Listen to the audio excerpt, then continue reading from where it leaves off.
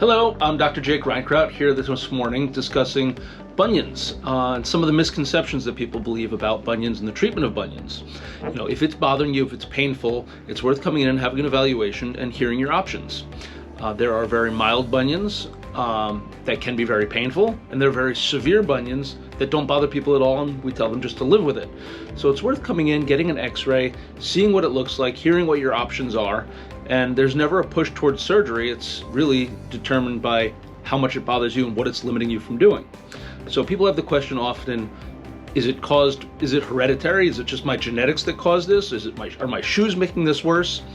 The true answer is it's a bit of both. If you do have a hereditary, a history of it, your family, your mother, your brother, your sister has bunions, there is a good chance that you can have that instability.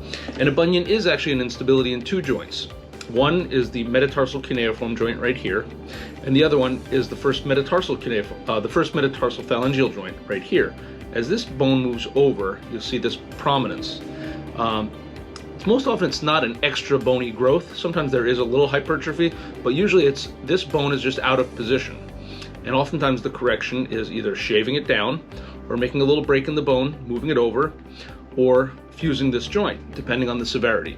There are nice new minimally invasive techniques for this procedure.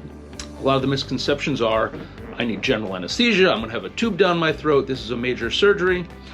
This is usually a minor surgery, IV sedation, so there's no tube down your throat. Your procedure is usually done in less than an hour. And another misconception is that I'm gonna need crutches and a cast. Most often this procedure is done, you can walk pretty much the next day on your heel. You're not walking off and speed walking down the mall.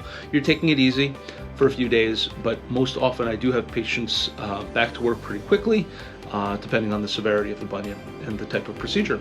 So happy to discuss this with you. I do recommend that you keep an eye out on our site. I am going to be doing a live where I do question and answer and discuss more specifics. Please give a call, make an appointment. If you have any questions, we're happy to answer. Wish you all the best. Be well.